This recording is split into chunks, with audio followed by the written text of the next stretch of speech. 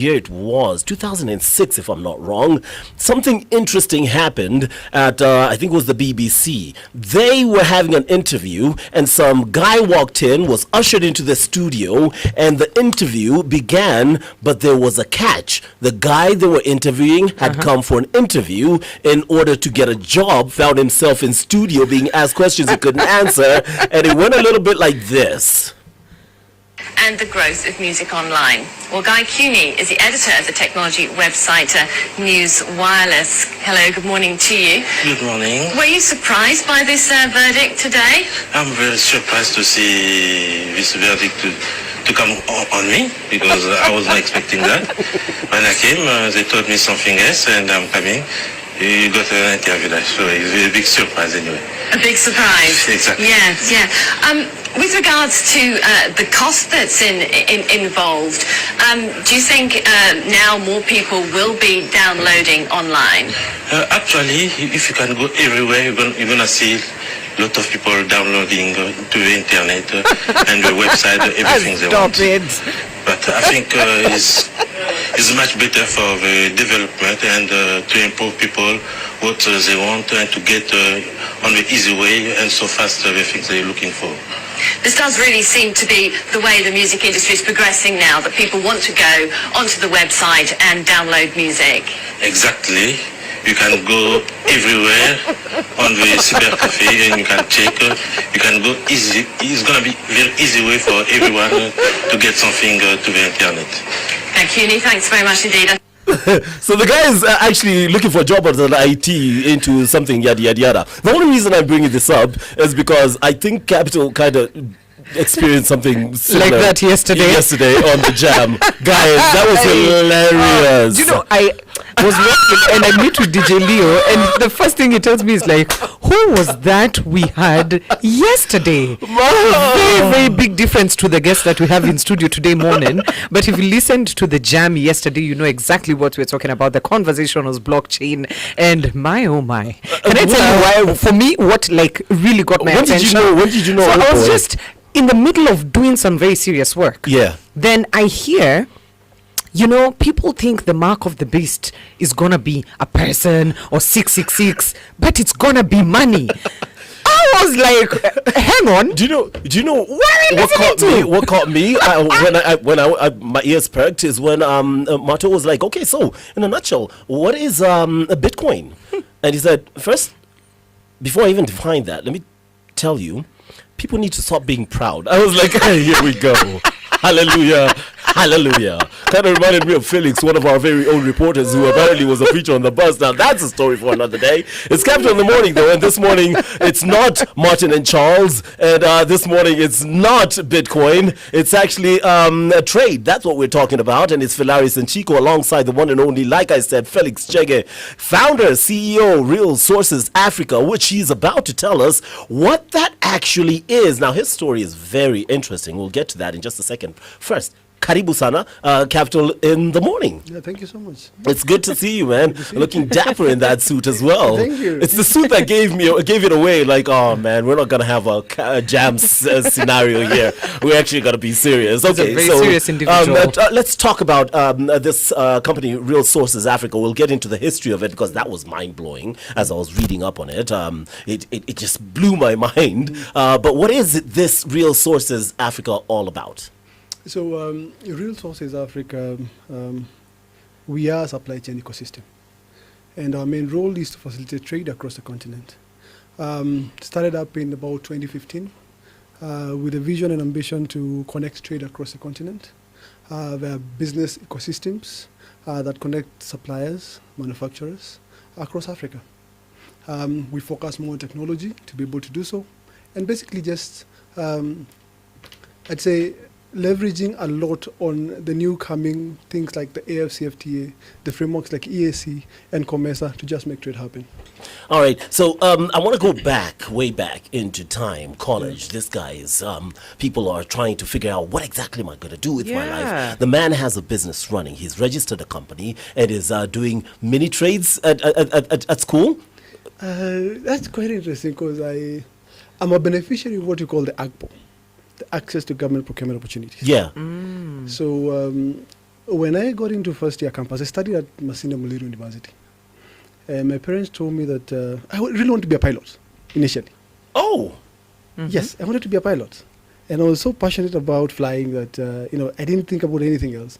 Actually, if someone told me I would end up being a business person, I'd be like, no, you're lying to me. So my parents told me, just go do your degree first, and then we'll talk about aviation after your degree. Because apparently they thought that aviation is just like, driving a car.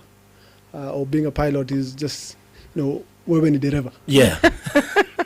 So you need to have a degree, and then you can talk about aviation.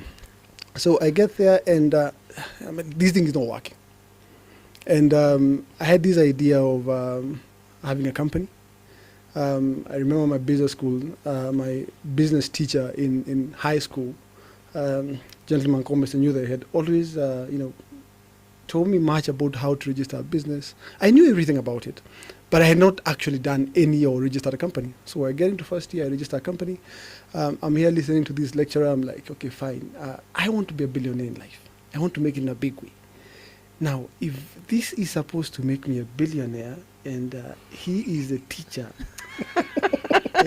what are my chances of becoming a billionaire? there's a problem here. So I get out. Teachers really liked you, didn't they? Huh? Actually, I go out there and I registered a company, and then go to the certifications. I knew about getting a certificate of incorporation. I knew about getting a KRA PIN. I knew about getting a tax compliance. I knew getting an AGPO certificate. So I got all these, and after I had the documents, I went and created a company profile in a cyber cafe. The first company profile was doing literally everything, like from supplies to services, electronics, Jack fire, of all trades, extinguishers, everything. And I went to the procurement office, and I told them I'm a big contractor from Nairobi, and I'm coming to look for business. How old were you? I was 18. Oh, goodness. A big businessman in it. 18. That's what we call guts. It is. So this guy looks at me, is like, are you sure you can do business? I told him, what do you mean? I'm all suited up at that particular time. I had gotten a friend of mine who had a Toyota Corolla. Yeah. Out there parking. Yeah, advertise them. Why don't you? No, I came in to look for business from Nairobi. So I can come all the way from Nairobi and I can do business. Correct. So I asked, do you have the documentation? Yes. Do you have an AGPO certificate? I have it. And at that time, I think they were trying to comply with the government regulations for, access to youth and all those opportunities. So I got pre-qualified. And a couple of weeks later, there was a small supply business that had been floated. I applied. I got it. And man, let me tell you, I got the first LPO of 300,000. You'd think I won $1 million. I knew an LPO was money. And, so on and so forth. I didn't have finances to finance it. I remember I went home and told my mom, you know what, I'm a millionaire now. I have an LPO of 300,000 shillings. And she's like, you're mad. Like, I sent you to school to study, but you're coming back with an LPO rather than a degree or some transcript of what you've done. Yeah. And so I got supported by a few friends to be able to supply the initial order. Got paid after 3 weeks of the delivery. And they got very excited. And from there, I would always apply for something and I would get support from the institutions and so forth and so on. When you start getting into the business aspect, that's Phalaris's forte, and that's where we're going to go. Yes. And then I'm going to fall silent. But before we do, yes, how about we talk a bit about that age? So you're 18, you start that business. Yeah. Right now, you're 10 years later? I'm 27. Oh, it's 9 years later. Yes. Ile age yako na ball biashara kunaga yo age yako na footballing age and the real age. No. It's 27. Huh? Yes, just clarifying. All right. So at 27. Now in 2022, if I remember correctly, yeah, you were talking about expanding a fleet to 50. Yeah. By 2023. It's 2025. We'll come and revisit and see how that has grown. Yes. But one of the biggest challenges in your story was the fact that at that age, Now, apart from this small business, when you did finally try and get these parts, you realized that, hey, these businesses, it's expensive because, the supply, but you can't make the profit margins big enough, right? Yeah. So then you decided, how about I do that? How about I bridge that gap, which is where you and Felaris are probably going to go? What solutions are you offering? So you bridge that gap by getting into that sector and creating that. But then when you were trying to find the money to do it, so many rejections, courtesy of, get this, your age. And that's a big challenge for the young people who are trying to get into business. And this is why you're such a vital person here on Capital in the Morning for this interview. Because just yesterday, we were laughing about it, but I wish that young man all the best. But you do get backlash at a certain age because people don't take you seriously. And then you have situations of people who get the opportunity to be taken seriously, who then completely waste it and then completely destroy the credibility of the younger generation. How big of a challenge is this, and who actually took that gamble with you to give you the, was it 50 million you needed, or 32 million or something like that? I needed about 32 million initially. Yeah. Actually, it was an interesting journey because I'd start by saying one of the lessons I've learned as a young person is the ability to be as resilient as you can get. You see, a young person in this country, in this continent, is branded as an inexperienced person. You're branded as someone who has no idea of what your sense of direction, I'd say. And at that particular time, I remember I had made applications in about 14 different financial institutions, just trying to seek for facility. I didn't have proper turnovers, I agree. But I had an idea and I had a concept and I had contracts that would back my request for financing. But at that particular time, there was one bank that took a gamble on me.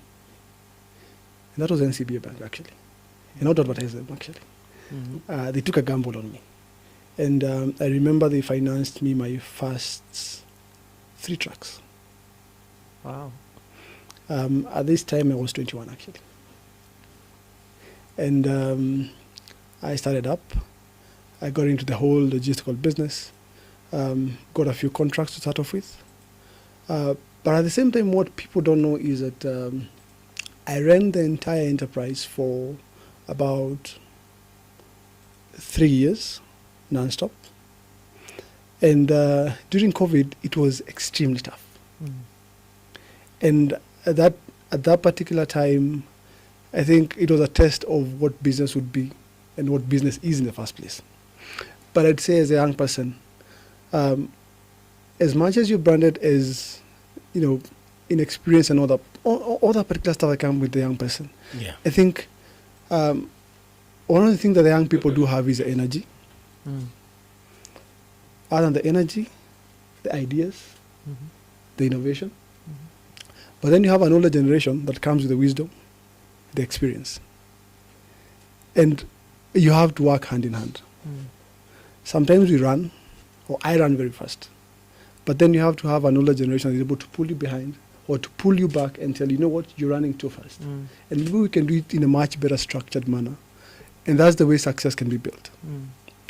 It's interesting. The more I continue reading about it's Real Sources Africa, RSC. I'll just abbreviate it as RSC.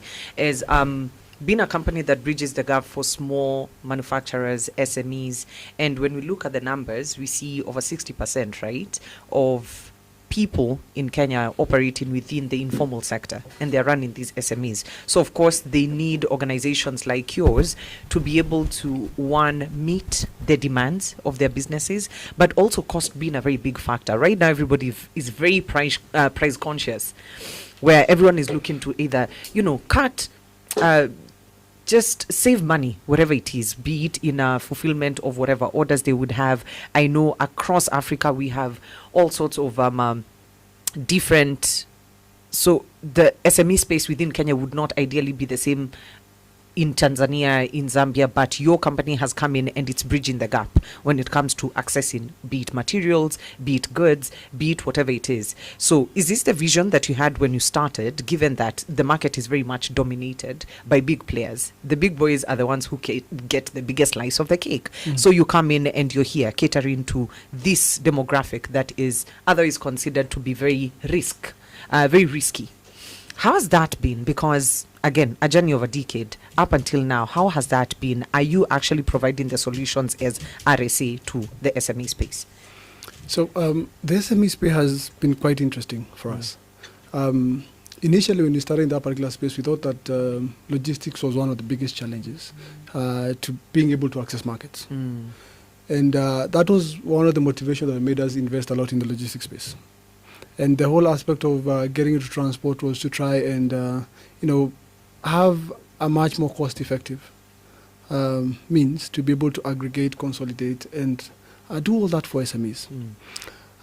Until we also realized that for logistics to work, you have to talk about numbers.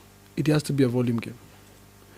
And we realized that to be able to build the volume, you have to have demand. Because where are we building volume towards? There has to be demand. So we also came to understand that before we even start aggregating, does the market we are targeting require those products in the first place? Last year, we had a very interesting aggregation exercise that we did. And we were targeting to support SMEs to be able to export out to Zambia, South Sudan, DRC, Rwanda. And we started with a simple market development exercise. We sent our agents to those markets to try just to scope the market, talk to distributors, talk to off-takers, and understand what does the market need. And before we went, we took a few samples. We went with some curals, we had some cooking oil, tissue products, some basic SME products that SMEs find quite easy to produce. And we went there to talk to distributors and tell them, what, we can supply these products to you. But then interestingly, we found out that what we went with was not what was required in that particular market. And I give an example. You go to DRC and you find that some of the products that they're in high demand. See, let's think about it. DRC is a rainforest.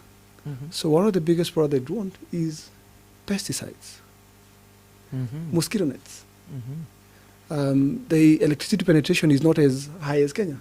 So things like candles, things like solar products will be high in demand. Education is coming up quite well in those particular markets. So low price stationaries would be in high demand. They are not a market that is used to fresh milk products, but they're used to powdered milk. And that blew our mind. And we started asking ourselves very basic questions. Are we producing, then going to the market? Or do we need to go to the market, understand what the market needs, then let's come back to our SMEs and tell our SMEs, we want you to produce because the market requires product X, Y, Z. You're saying something that, I don't know if you remember the gentleman we had here from the Kenya National Chamber of Commerce. And he spoke about the very same thing, about how we need to rethink business as SMEs and as business owners here in Kenya, that go outside there and realize what the demand is, and then angle your business to be able to meet that demand, and they bridge that gap. So maybe when you come back, it would be very interesting to understand how RSA maybe has relationships with organizations like Kenya National Chamber of Commerce in terms of being able to provide access to other African markets. And also, how does one even tap into that market? Because I know it's not just about anybody that can trade freely within Africa. There is AfCFTA that we need to bring into that conversation. Stick around. Irene is here with the headlines, sports news, and then we are going to be back to this very awesome conversation. But goodness, 27. What were you doing at 27? Not what he's doing. One love, the universal message that brings us together. Every Sunday evening when the sun touches the horizon, Capital FM's master selector DJ Roz Luigi brings you One Love. 2 hours of pure reggae vibrations, from the golden age to the modern stage. We're taking you through time. From the upbeat rhythms of ska, through the conscious messages of roots and culture, to the sweet melodies of lovers rock. This is One Love. Because when the music hits, you feel no pain. One Love. Sundays 5 to 7, only on Capital FM, where reggae lives and music unites.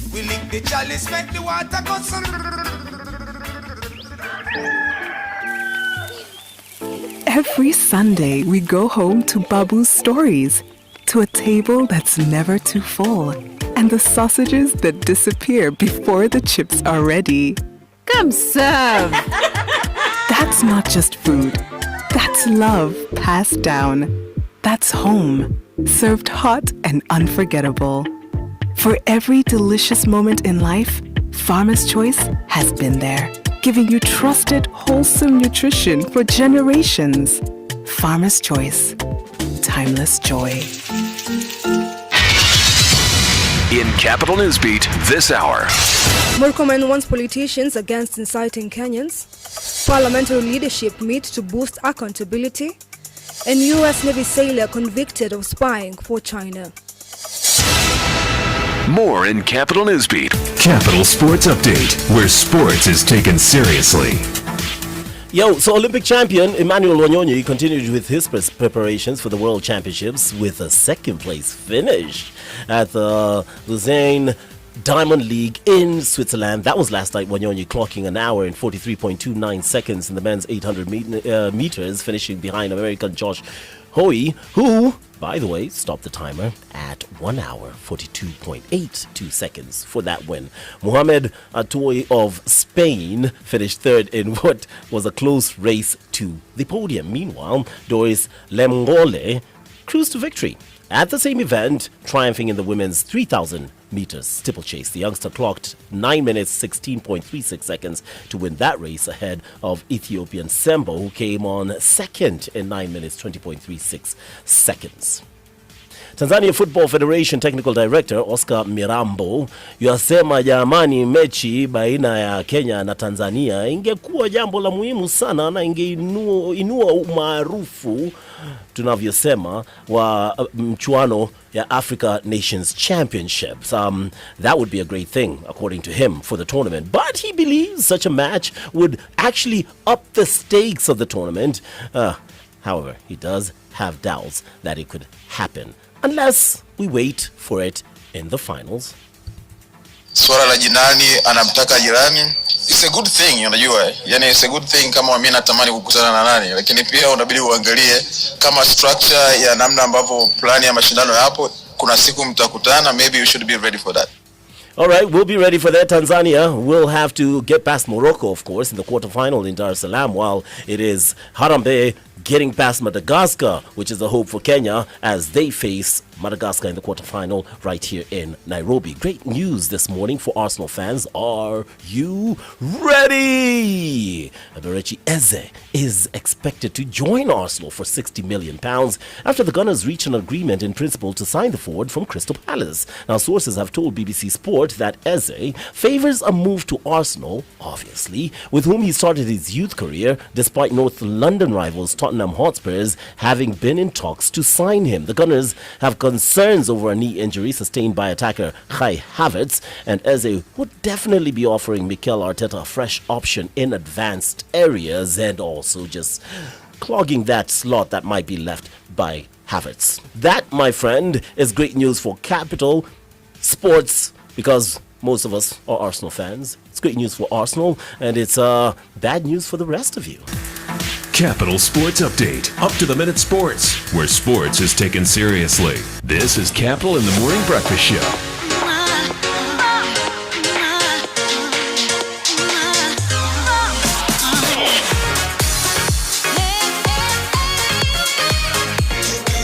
The best mix of music. Capital FM.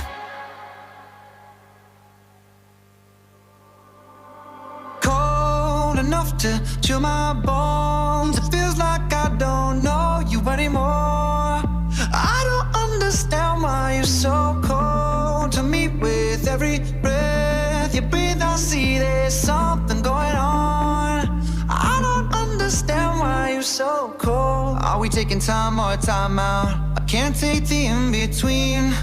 Asking me for space here in my house. You know how with me, acting like we're not together. After everything that we've been through, sleeping up under the covers. How am I so far away from you, distant?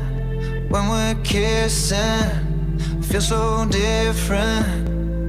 Baby, tell me, how did you get so cold enough to chill my bones? It feels like I don't know you anymore. I don't understand why you're so cold to me. With every breath you breathe, I see there's something going on.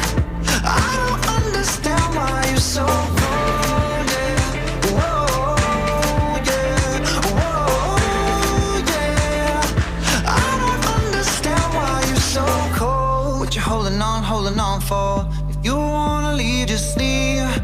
Why you wanna bite your tongue for? The silence is killing me. Acting like we're not together. If you don't want this, then what's the use? Sleeping up under the covers. How am I so far away from you, distant? When we're kissing, it feels so different. Baby, tell me, how did you get so cold enough to chill my bones? It feels like I don't know you anymore. I don't understand why you're so cold to me. With every breath you breathe, I see there's something going on. I don't understand why you're so cold, yeah. Whoa, yeah. Whoa, yeah. I don't understand why you're so cold, yeah. Whoa, yeah. Whoa, yeah. I don't understand why you're so cold. This is Capital in the Morning Breakfast Show.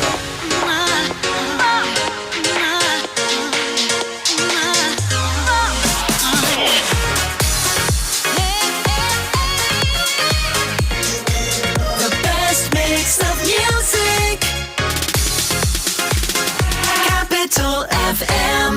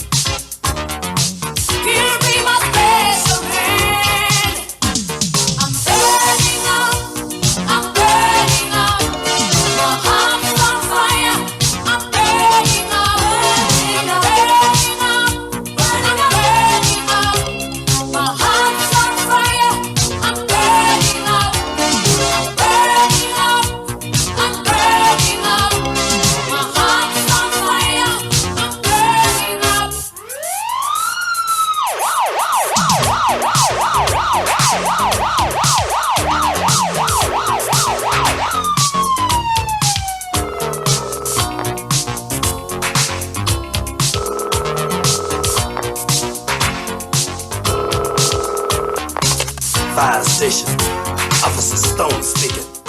Sounds of Yvonne Chaka Chaka. Got you dancing, right? Say down and enjoy the interview. We're getting back into it. I'm burning up to get it through. It's Capital in the Morning for Larry and Chico. But before we get back into the interview, because we have ourselves a guest and a half in studio, 27 and already doing some incredible things, not just here in the 254, but across the continent. But before we get back to that, I want you to imagine you're on a road trip, okay? Have you imagined that? Picture that. Good. Middle of nowhere, long stretch of road, but your playlist is still streaming.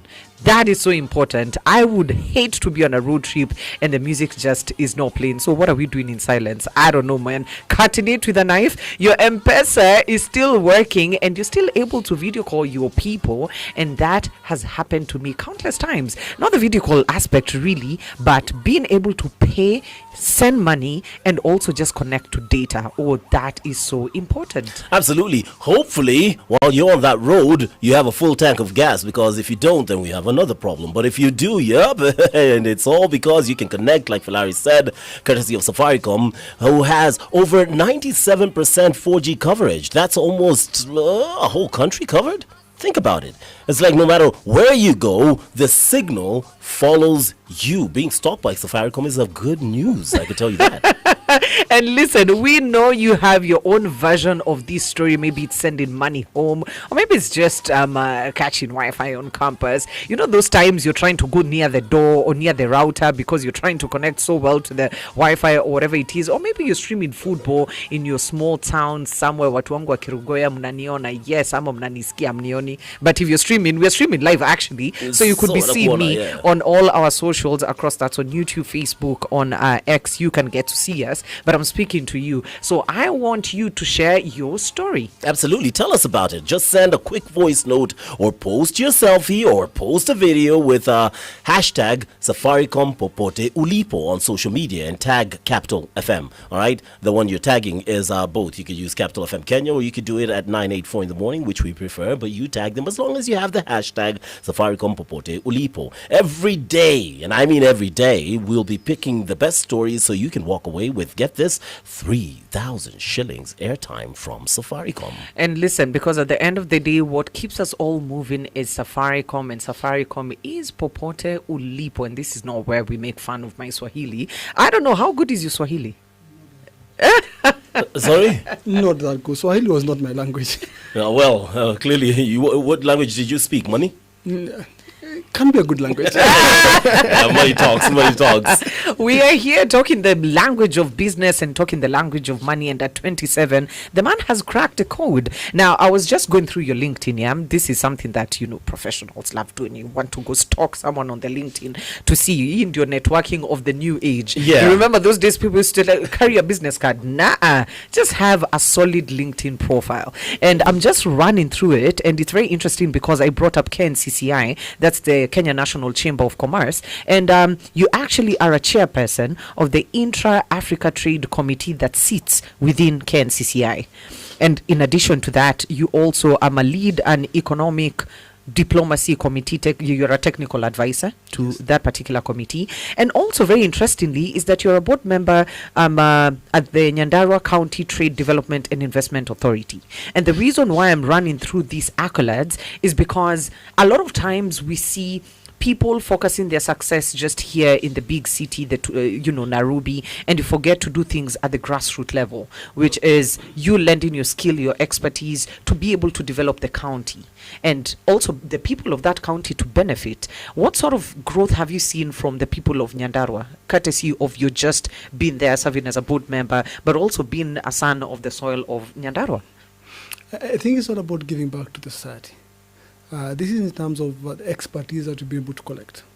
Through the AfCFTA framework that we have, gives us access to opportunities, access to investors, and the least we can do is bring back the people and present the county as an alternative point of investments for anyone you meet out there.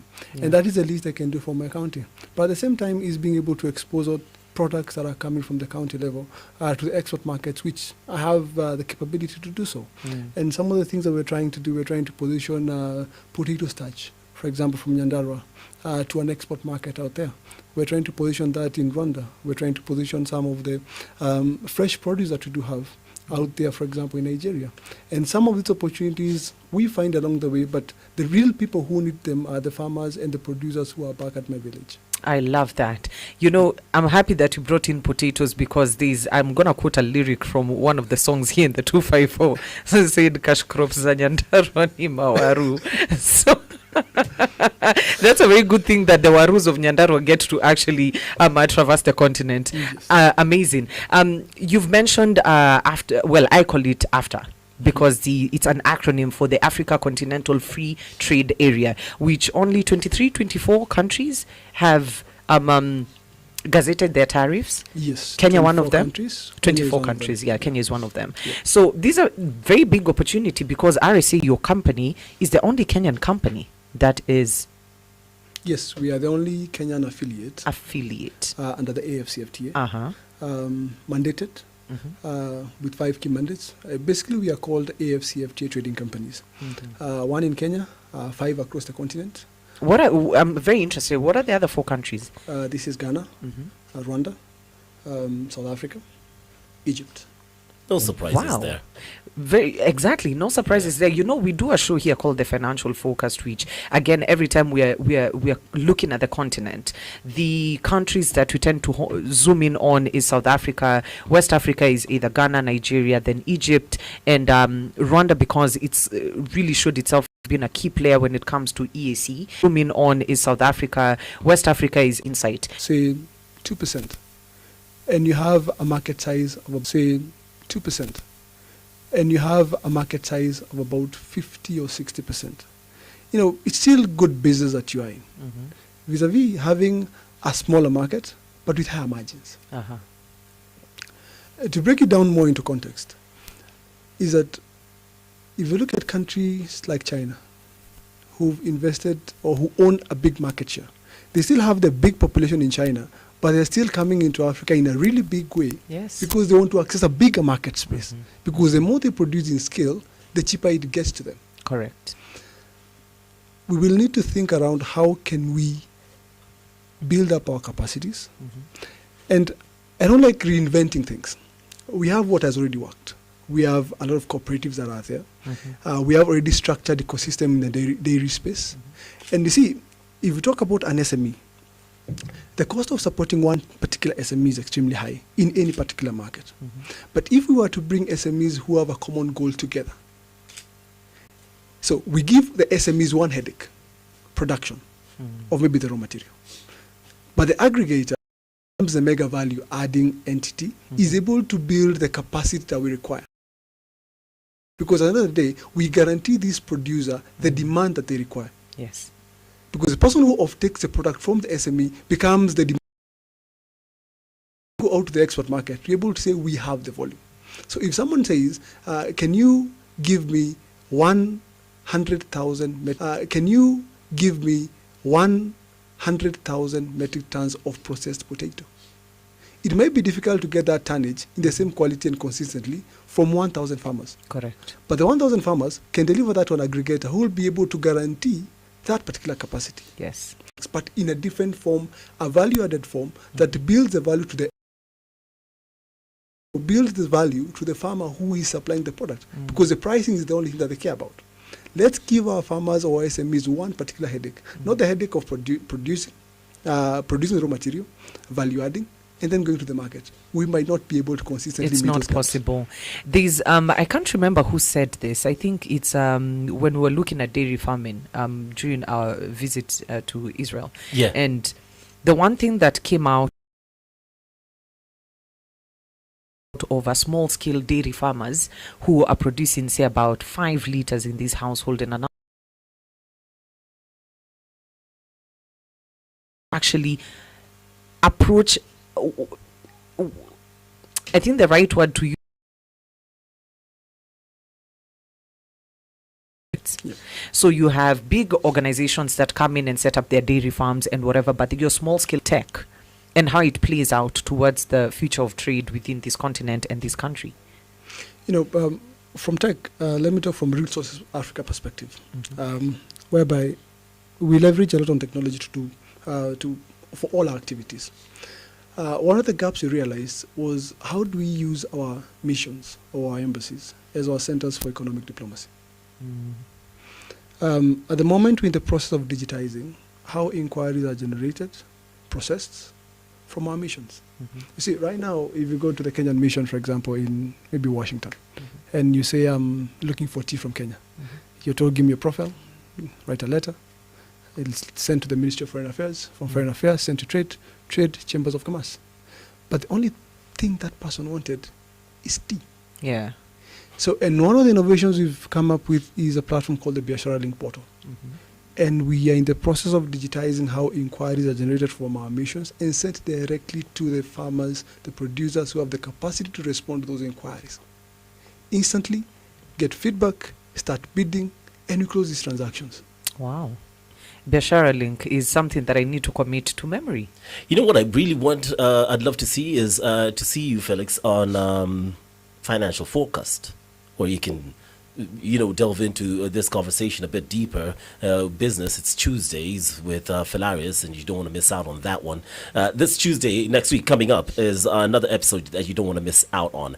Looking at the time, we can probably just start wrapping this one up from a personal perspective, because I'm still going back to the fact that you're young. A lot of young people are struggling out there, and a lot of people are journey, and it's the kind of journey you expect when you go into business, realistically speaking. Yeah.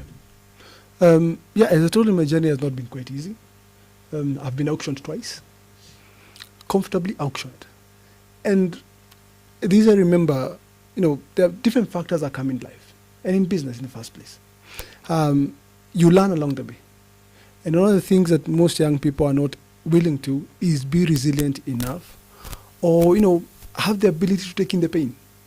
Because I believe for you to be able to succeed in it, you have to be willing to bear the risk and to take in any kind of aspects that come in life. That is one of the biggest lessons I've been able to learn. And when you talk about thick skin, we need to define what that thick skin is in the first place. Yeah. Thick skin means you fall. You take in the shame, you take in the pain, but you go back to the race. Because at the end of the day, the journey is yours. You define your story. You write your story. It's nobody else's story. Correct. The vision is yours. The dream is yours. It doesn't really matter what happens. But at the end of the day, you just keep going. That's one of the things I've always learned. I don't have the full picture to what life has. I don't have monopoly of knowledge.